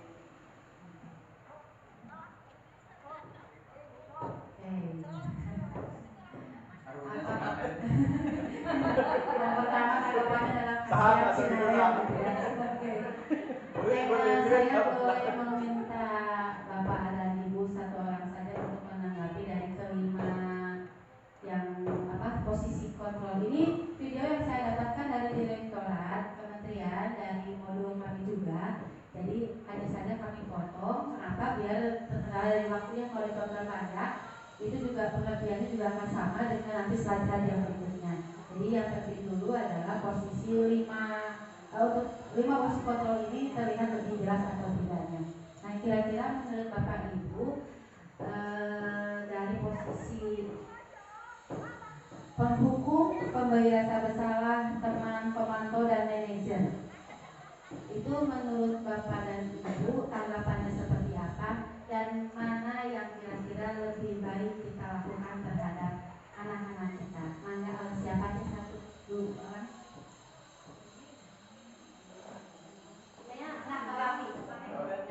Ya, terima kasih Bapak. Udah nyala ada Pak? Ya. Oh, nggak mau pakai HP. Saya nggak pakai itu karena suara saya memenuhi ruangan ini. Oke, siap. Terima kasih Bu Rati. Saya menyimak tayangan video tadi dan jujur saya tertarik dengan apa yang dilakukan, komunikasi antara guru dengan siswa yang mengalami masalah. Dan ini terus terang aja hal-hal yang sering terjadi di kita. Jadi bagaimana kita menangani siswa, terutama siswa yang tidak masuk ke sekolah. Bukan harus banyak kebijakan ya barangkali bagi kita, tetapi kita perlu untuk menelusuri lebih jauh permasalahan yang ada di anak, tidak hanya di sekolah tapi juga di rumah. Terkait dengan masalah video tadi, bagaimana sikap kita terhadap siswa jika yang pertama ini yang pembanding saja ya, dengan pemberian hukuman misalnya. Nah ini cenderung akan menimbulkan permasalahan seperti yang tadi kita bahas, ada traumatik bagi anak gitu ya. Kemudian mungkin akan muncul sikap bagaimana anak menyelamatkan diri ya terhadap permasalahan yang ada dihadapi anak. Ini tidak fair menurut saya. Nah kemudian sehingga ini bukan tidak mendidik ya, kurang proporsional dan tidak akan membawa hasil yang maksimal buat anak. Dan saya akan membandingkan langsung dengan yang terakhir. Saya tertarik dengan posisi guru sebagai seorang manajer.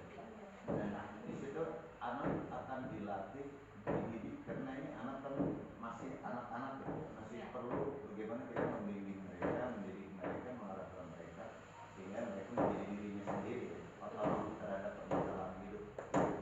Nah, anak sekaligus diberikan solusi dari permasalahan itu sehingga anak mungkin ke depannya dia tahu bagaimana kalau ini secara umum anak tahu ketika dia menghadapi permasalahan, bukan masalah kesiapan saja, tapi segala permasalahan dalam hidup, segala permasalahan, dia akan terbiasa untuk menemukan cara untuk mengatasinya. Ini konsep kemandirian. Daripada memperbaiki diri sendiri ya. Ya, untuk sementara mungkin itu. Jika mana yang terbaik, kesimpulannya saya serahkan kepada semua. Tapi secara pribadi saya lebih cenderung memilih guru sebagai manajer. Terima kasih. Terima kasih banyak Pak Bakti. Tepuk tangan untuk Bakti. Alhamdulillah. Saya setuju ya Pak Bakti ya, mengenai penghukuman itu tadi yang benar ya, ternyata terlihat jelas dari ekspresi anaknya juga. Dia terlihat, jadi bukannya malah merasa bangun, malah kenapa saya harus lagi, jadi kayak sebuah ada pemberontakan di situ di dalam itu. Jadi hal-hal yang seperti ini ada beberapa yang kita lakukan ya gitu. Bahkan posisi penghukum juga pernah saya lakukan, posisi merasa pembuat rasa bersalah juga pernah saya lakukan, sebagai teman juga pernah, pemantau juga. Kamu tahu kan sekarang yang berapa? Kamu tahu kan harusnya kalau kamu sebagai tugas sebagai murid apa, mengerjakan tugas bla bla bla kayak gitu. Termasuk ya memang saya juga tertarik seperti Pak Bakti, manajer. Bahkan mungkin untuk yang dari bimbingan konseling, di sini ada berdua, ada Ibu Mia dengan Ibu Rini, kayaknya udah terbiasa dengan posisi berbicara dengan anak dengan cara menggali apa yang harus kita perbaiki dari anaknya itu sendiri. Bahkan kita juga harus belajar berarti. Jadi bukan hanya guru bimbingan konseling yang punya kemampuan begini, kita semua. Jadi nggak ada istilah kita mau guru biasa, kita mau wali kelas biasa yang bidang tahu anak seperti apa mah ya guru bimbingan konseling aja lah yang begitu. Enggak, ternyata kita semua bisa belajar. Makanya diberikanlah informasi mengenai bagaimana posisi manajer ini adalah yang paling tepat dalam menangani masalah anak. Betul Bapak Bakti, bahwa yang diharapkan dari kementerian itu, dari kurikulum Merdeka, bahwa budaya positif ini kita dapat kembangkan dengan posisi kita sebagai manajer. Mereka tahu bahwa mereka salah, mereka menyadari mereka salah, dan alasannya mereka ungkapkan. Dan mereka pula yang mengungkapkan apa yang harus mereka perbaiki, apa yang harus mereka lakukan. Betul sekali. Atau nuhun pisahnya Pak Bakti. Oke, kita lanjutkan. Ada satu lagi. Boleh Pak Bakti. Jadi ini yang mohon maaf yang sering saya sampaikan kepada rekan-rekan, permasalahan yang kita hadapi di sini. Sampai-sampai kita atau di kelas ini mengambil sebuah sikap akhir seolah-olah ketika siswa dosen tidak masuk ke sekolah, vonis kita adalah pindah, betul. atau dikeluarkan. Ini nggak bisa sebetulnya konsep dikeluarkan itu, karena anak itu harus tetap sekolah, jadi kita memindahkan. Tetapi apapun alasannya, ya, pertanyaan saya mungkin apakah tidak ada upaya lain, misalnya mendekati anak, kemudian mendekati juga orang tuanya, dan satu hal, misalnya ya, permasalahannya masalah ekonomi, itu tidak bisa kita menyelesaikan seperti membalikan tangan, itu waktu yang lama, itu kesabaran. Itu saja mungkin sebagai. Siapa Bakti? Itu menjadi PR kita semua ya. Semoga aja dengan apabila kita membuat diri kita memposisikan sebagai manajer, kayaknya anak keluar, anak pindah kayaknya udah gak akan tersentuh lagi. Karena mereka untuk belajar untuk memperbaiki diri sendiri. Kalau misalnya mereka udah berjanji nih memperbaiki diri sendiri, tapi ternyata melanggar lagi, kita akan kembali lagi kepada anak. Kalau kamu sudah melanggar lagi, apa yang kita lakukan? Apa yang kamu lakukan? Bahkan nanti ada perjanjian satu, perjanjian kedua, ada perjanjian ketiga, tetap akan kita laksanakan berdasarkan dari konsekuensi yang akan mereka dapatkan. Ini jadi PR kita bersama ya Pak Bakti ya. Siap. Di sini kita akan mengupas satu persatu bagaimana posisi penghukum. Posisi penghukum ini dapat menggunakan hukuman fisik atau verbal. Yang kedua, bahkan tadi verbal juga kelihatannya kamu selalu saja begitu. Jadi sudah menjudge anak, sudah menghakimi anak, itu sudah termasuk ke dalam hukuman. Yang berikutnya senantiasa mengatakan bahwa sekolah merupakan sistem atau alat yang lebih dapat menekan murid-murid lagi lebih dalam lagi. Yang berikutnya, nada suaranya tinggi, bahasa tubuhnya melotot, jari nunjuk-nunjuk dan menghardik. Ya kayak gitu ya. Dan saya tuh merasa kasihan itu langsung saya ya Allah, Gusti Agung ternyata ya. Ternyata hasilnya begini. Muridnya marah, Bu. Apa? Mendendam atau dia bersifat lebih agresif malah. Bukannya melenut, malah dia lebih agresif. Mulut sementara saat itu, besoknya boro-boro. Oke? Kita lanjutkan. Bagaimana dengan pembuat rasa bersalah? Tadi si gurunya itu bersuara lebih lembut, menggunakan keheningan, membuat orang lain tidak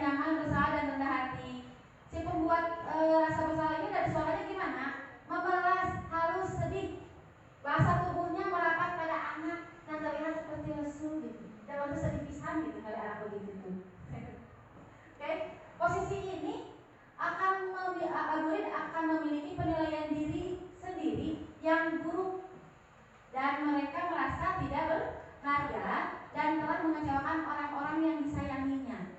Murid tertekan dan yang tiba-tiba bisa meletus amarahnya dan bisa menyakiti diri sendiri atau orang lain. Oke, ini teman. Kita juga sudah terbiasa sebagai teman ya. Gitu. Tidak menyakiti anak-anak, namun tetap dapat upaya mengontrol murid dengan melalui persuasi. Bisa negatif, bisa positif hanya. Positifnya, hubungan baik yang terjalin antara guru dengan murid. Guru di posisi teman menggunakan hubungan baik dan humor untuk mempengaruhi seseorang. Itu yang kita rasakan ya. Tapi ada posisi negatifnya nih. Bila suatu saat guru tersebut tidak membantu, maka murid akan kecewa dan berkata, saya pikir bapak dan ibu teman saya. Memang biasanya begitu ya. Terus murid akan merasa dikecewakan dan tidak mau lagi berusaha. Hal yang lain yang mungkin timbul, murid hanya akan bertindak pada guru ini yang bahayanya. Jadi anak pilih guru yang menurut mereka nyaman dan menurut mereka bisa menjadi teman. Sisanya mereka enggak. Dan untuk guru yang lainnya, murid akan tergantung pada guru tersebut. Teman, nada suaranya ramah, akrab, bercanda, bahasa tubuhnya merapat pada murid, mata dan senyum yang jenaka. Untuk posisi teman ini dalam kategori masih dalam kategori ada positifnya, ada baiknya. Jadi kita bisa menyusun diri sebagai teman juga ya. Tapi untuk yang tadi dua, penghukum dan rasa bersalah, semua kita tidak melakukannya lagi. Ini mah kesayang diri sendiri sebenarnya, jangan sampai begitu lagi ya. Lanjut memantau. Memantau berarti mengawasi. Jadi pada saat kita mengawasi, kita bertanggung jawab atas perilaku orang-orang yang kita awasi. Jadi pada saat ini kita tahu peraturannya seperti apa. Jadi di sini ada peraturan-peraturan dan konsekuensi ini ciri-cirinya ya. Dapat memisahkan hubungan pribadi kita dengan murid. Terus sangat mengandalkan perhitungan, catatan, data yang dapat digunakan sebagai bukti atas perilaku seseorang. Ibu sudah mencatat nih, kamu kemarin begini, sudah ada 3 pelanggaran yang sudah kamu lakukan. Itu sudah memantau. Terus yang berikutnya, polisi ini akan menggunakan stiker, catatan, daftar cek. Juga berawal dari teori stimulus respon yang menunjukkan tanggung jawab guru sebagai mengontrol murid. Jadi sedangkan yang kita tahu bahwa apakah guru bisa mengontrol murid? Tidak. Jadi ini juga ada hal yang negatifnya juga. Di sini terkesan guru bisa mengontrol murid. Pemantau itu nadanya data, bahasa tubuhnya forma. Murid memahami konsekuensi yang harus dijalani karena telah melanggar salah satu peraturan sekolah. Guru tidak menunjukkan salah satu emosi berlebihan, menjadi marah atau membuat rasa berbuat salah. Oke. Ini posisi manajer. Jadi posisi manajer ini gabungan. Manajer ini bisa sebagai menjadi teman dan menjadi pemantau. Oke. Posisi di mana guru berbuat sesuatu bersama dengan murid, mempersilahkan murid mempertanggungjawabkan perilakunya seperti tadi yang kata Pak Bakti ya, bahwa anak belajar untuk memperbaiki diri sendiri, bertanggung jawab atas kesalahannya. Mendukung murid agar dapat menemukan solusi atas permasalahannya sendiri. Sebagai manajer, setelah memiliki keterampilan polisi sebagai teman maupun pemantau. Kalau tidak punya keterampilan sebagai teman dan pemantau, akan sulit rasanya menjadi seorang manajer. Yang berikutnya, murid diajak untuk menganalisis kebutuhan dirinya. Kebutuhan dasar dirinya ditanya nanti kira-kira apa kamu alasannya apa berbuat salah. Alasannya begini. Itu tuh sudah bagaimana dia memenuhi kebutuhan dasarnya. Atau maupun kebutuhan orang lain. Penekanannya bukan pada kemampuan membuat konsekuensi. Tidak menyebutkan konsekuensinya apa, tapi dapat berkolaborasi dengan murid bagaimana memperbaiki kesalahan yang ada. Nada suaranya tulus, bahasa tubuhnya tidak kaku mendekat ke murid.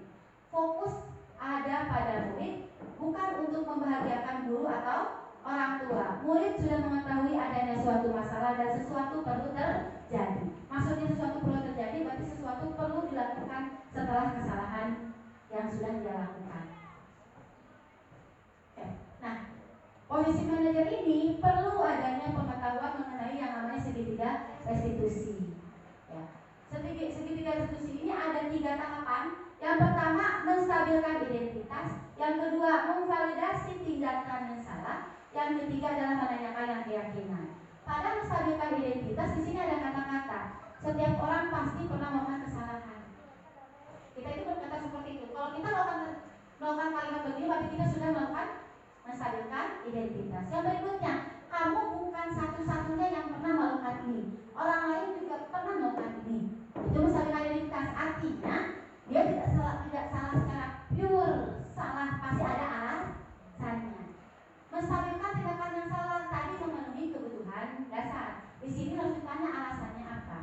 Adakah cara yang lebih efektif untuk mendapatkan apa yang kamu butuhkan? Seperti tadi yang siapa yang Ibu Abah ya anaknya tuh? Doni ya. Nah, Doni bisa ditanya ini. Ya. Apa cara efektif biar kamu mendapatkan makan? Begitu. Tanpa menyinggung orang lain. Bisa bilang izin harusnya, meminta dengan baik, begitu kan? Yang berikutnya, kamu tentu punya alasan mengapa melakukan itu. Itu terus bilang gitu ya. Pasti kamu buat salah itu pasti ada alasannya. Apa sih alasannya? Nah, itu kan sebenarnya kita sudah melakukan validasi tindakan yang salah. Yang berikutnya, menanyakan keyakinan. Keyakinan kelas apa yang telah kita sepakati dan kamu ingin menjadi orang seperti aku. Termasuk di sini di dalam menanyakan keyakinan ujungnya adalah perbaikan diri. Solusinya seperti apa? Yang lebih lanjutnya begini, menstabilkan identitas ini tujuannya mengubah identitas anak yang asalnya gagal. Kan dia masa gagal bisa salah. Ternyata menjadi orang yang sukses. Kalau kita ingin ia menjadi reflektif, maka kita harus meyakini si anak dengan cara kalimat-kalimat ini. Berbuat salah itu tidak apa-apa. Tidak ada manusia yang sempurna. Ini perlu kita sampaikan kepada anak-anak. Yang berikutnya, saya juga pernah melakukan kesalahan seperti itu. Kita dapat menyelesaikan ini. Bapak Ibu tidak tertarik mencari siapa yang salah, tapi Bapak atau Ibu ingin mencari solusi dari permasalahan ini. Jadi kalau Ibu kan nggak mau tahu siapa yang salah di sini, tapi kira-kira setelah Ibu mau bagaimana, gitu kan? Itu suka begitu kan? Terus kamu berhak merasa begitu. Apakah kamu sedang menjadi teman yang baik untuk dirimu sendiri? Itu menstabilkan identitas. Yang kedua, validasi tindakan yang salah. Menurut teori kontrol, sebuah tindakan manusia baik atau buruk pasti memiliki maksud atau tujuan tertentu. Seorang guru yang memahami teori kontrol akan mengubah pandangan dari teori stimulus respon ke cara berpikir proaktif yang mengenali tujuan dari setiap tindakan. Kita mungkin tidak suka sikap seorang anak yang terus-menerus merengek, tapi bila sikap itu mendapatkan perhatian kita, maka itu telah memenuhi kebutuhan anak tersebut. Kalimat yang mungkin terdengar asing buat dulu, tapi bila dikatakan dengan nada yang tanpa menghakimi, akan memvalidasi kebutuhan mereka. Contohnya begini, padahal kamu bisa melakukan hal yang buruk dari ini ya, tapi kamu bagus bisa menahan diri. Nah, itu bisa. Misalnya anaknya nyinggung nih, teman yang lain nyinggung, berantem kan, kamu sebenarnya bisa loh, bisa memukul lebih parah lagi, tapi kamu bagus saja menantang. Ya, jadi oh iya sih, kalau sakit hatinya saya, gitu kan. Yang kedua, kamu pasti punya alasan mengapa melakukan hal itu. Yang ketiga, kamu mampu pasti atau patut bangga pada dirimu sendiri karena kamu telah melindungi sesuatu yang penting bagimu. Yang selanjutnya, kamu boleh mempertahankan sikap itu, tapi harus menambah sikap yang baru. Kamu boleh mempertahankan, tapi ada sikap yang baru apa? Menghormati, menghargai, begitu. Itu validasi yang salah. Terus menanyakan keyakinan ini berdasarkan pada termotivasi secara internal. Ketika identitas sukses telah tercapai dan tingkah laku yang salah telah divalidasi, maka anak akan siap untuk dihubungkan dengan nilai-nilai yang dia percaya, berpindah menjadi orang yang dia inginkan. Pertanyaan-pertanyaan di bawah ini menghubungkan keyakinan anak dengan keyakinan kelas atau keluarga. Boleh kita di keluarga juga ya. Apa yang kita percaya sebagai kelas atau keluarga. Apa nilai-nilai umum yang telah kita sepakati? Apa bayangan kita tentang kelas yang ideal? Kamu mau jadi seorang yang seperti apa? Nanti ujungnya perbaikan. Di sini ada kata yuk kita bergerak, karena tidak bisa hanya 1-2 orang saja yang bergerak untuk menciptakan budaya positif, tapi kita harus berkolaborasi dengan semua orang, termasuk kemarin Bapak Ibu ada, Bapak Kepala Sekolah juga ada, sudah disampaikan informasi budaya positif seperti ini. Insya Allah sangat mendukung, alhamdulillahnya. Jadi kita bantu, mungkin nanti laporan ke bimbingan konseling juga nggak akan jadi banyak-banyak ya, betul. Apabila kita saling sepakat bahwa budaya positif kita bersama-sama. Oke. Nah, mengenai materi budaya positif ini telah selesai, saya kembalikan dulu kepada moderator untuk acara yang berikutnya. Terima kasih banyak Bapak Ibu. Oh iya boleh, sangat boleh, maafkan Bapak. Oke, maaf. Ya, baik, terima kasih kepada Ibu Rati yang telah memaparkan materi mengenai tadi perubahan paradigma ya. Oh, boleh sambil dibagikan snacknya. Ya, tadi cukup gamblang ya Bapak Ibu yang telah dijelaskan Pak Berarti terkait dengan paradigma perubahan pendidikan, kemudian keyakinan kelas, 5 kebutuhan dasar manusia, posisi kontrol, dan yang terakhir adalah segitiga restitusi. Ternyata memang Bapak Ibu ini pengalaman yang memang saya rasakan gitu ya. Dan contohnya dari 5 posisi kontrol, saya tidak ada yang manajernya. Semua saya sama berarti ya, apalagi saya di siswaan untuk penghukum, membuat rasa bersalah, kemudian memantau sebagai teman, itu pernah saya lakukan juga. Ya, apalagi yang paling sering ya menghukum itu. Ya, ternyata secara tidak disadari ya. Kemudian untuk segitiga restitusi juga ternyata kita pernah melakukannya. Ya, betul ya, pernah melakukannya, tapi mungkin secara tidak disadari mungkin ya, ataupun alurnya yang tidak runut begitu ya. Tapi Bapak Ibu saya yakin telah melakukan itu. Nah, sekarang karena sudah kita tahu ya, ada baiknya nanti kita terapkan. Baik, untuk sambil menikmati makanan, tadi kita masuk ke sesi tanya jawab. Mungkinnya diberikan hanya 2 penanya saja karena waktunya. Boleh. Ya. Sambil diskusi. Silakan kepada Bu Mia untuk penanya pertama. Silakan. Yang tadi nggak mau pakai duit. Tadi itu coba yang ada keluarga. Nah, keyakinan ini seringkali berbenturan dengan keyakinan keluarga. Jadi kita tidak cukup untuk menumbuhkan keyakinan di anak ya. Kita juga butuh siapa pendukungnya di keluarga itu. Nah, sementara kasus yang sekarang aja kan belum selesai itu karena faktor keluarga. Nah, apakah di CGP ini khususnya Bu Rati, Pak Hendra, dan Bu Ika ada nggak sih dibahas tentang gimana kita kolaborasinya dengan keluarga itu? Nah, kan kalau yang tadi yang untuk penanganan kalau kita mah udah biasa ya. Hanya kan ini mah dikenakan untuk semua guru ya kan?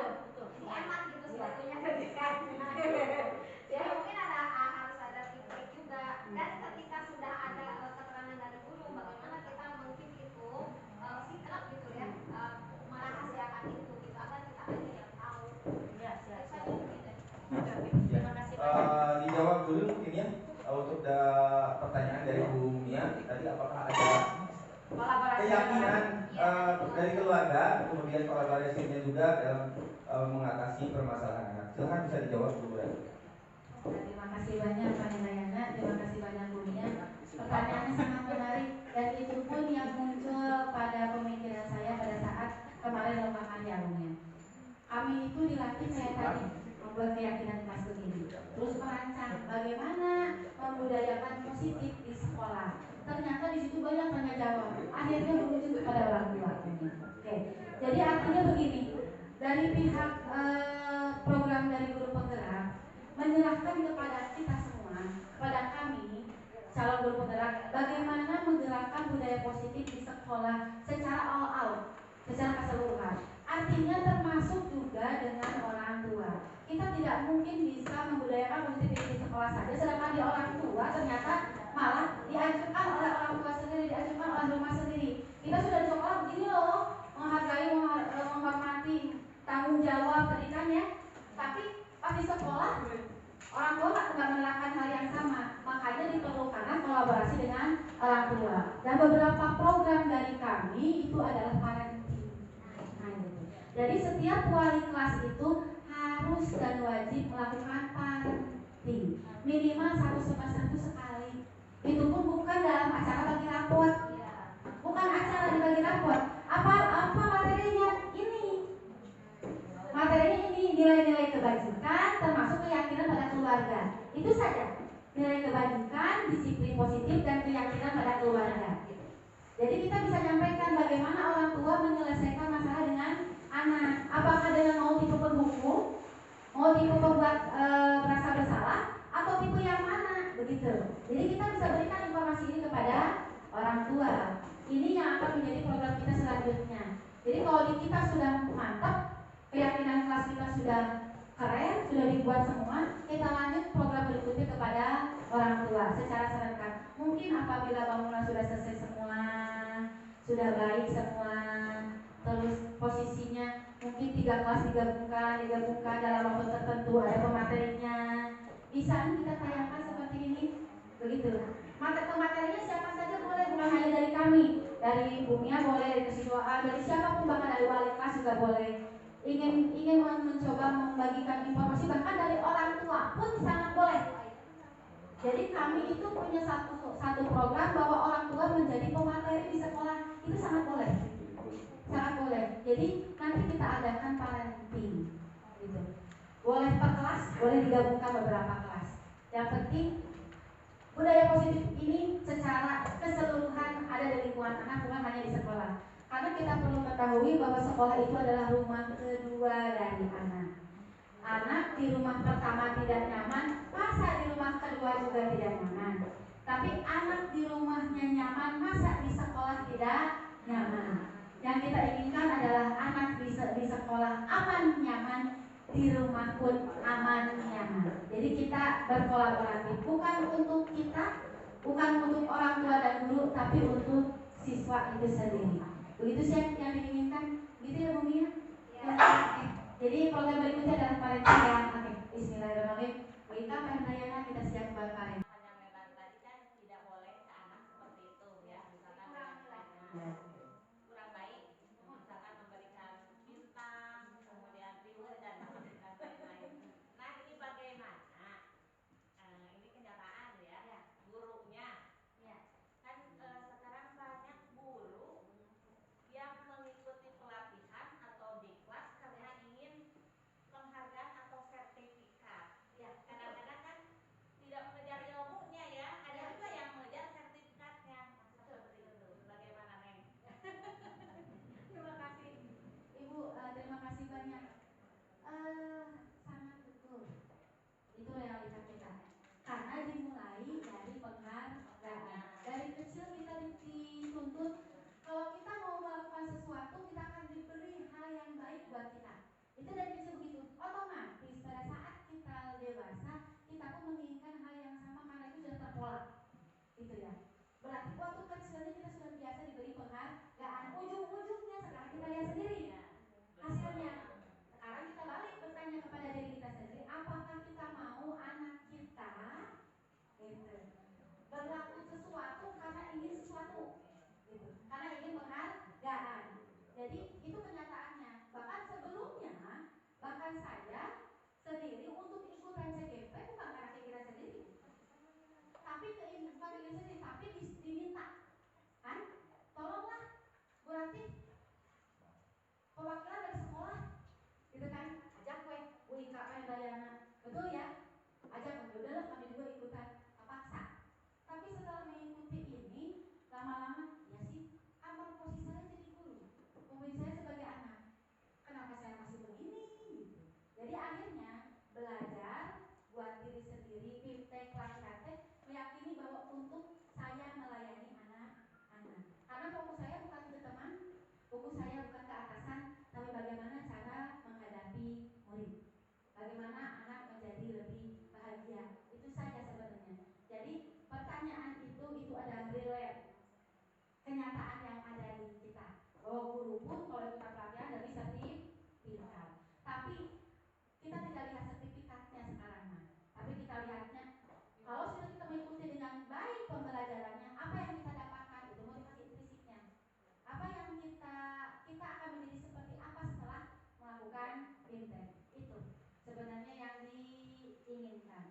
Tapi faktor eksternal apakah mungkin terjadi? Mungkin, tapi faktor internal di situ mengikuti.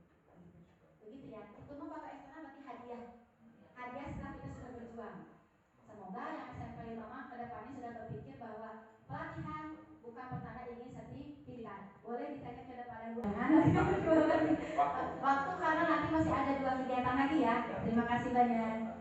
Ya, baik, terima kasih. Semoga tidak puas ya dengan jawabannya. Karena memang saya juga mengalami seperti itu ya. Jadi ada motivasi intrinsik, ekstrinsik ya dari luar. Salah satunya mungkin karena memenuhi kebutuhan untuk kenaikan tingkat misalkan. Nah, bukan saya sendiri pribadi bukan yang pertama bukan hanya bukan untuk ilmunya mungkin ya tujuannya. Jadi mungkin tujuannya yang penting di luar kayak sertifikat aja kenaikan gitu. Tapi mudah-mudahan ini bisa berubah kita. Jadi yang intinya kita tadi berubah antara tujuannya jadi belajar lah sepanjang hayat. Mungkin itu saja Bapak Ibu yang bisa disampaikan untuk sesi diseminasi tentang budaya positif. Budaya positif rapat pendidikan dan PNM telah kita laksanakan. Mudah-mudahan apa yang kita harapkan menjadi lebih baik untuk kedepannya. Untuk menutup kegiatan ini, mari kita bersama-sama membaca hamdalah. Alhamdulillah. Terima kasih Bapak Ibu. Kami ucapkan kurang lebihnya mohon maaf. Billahi taufiq wal hidayah. Assalamualaikum warahmatullahi wabarakatuh.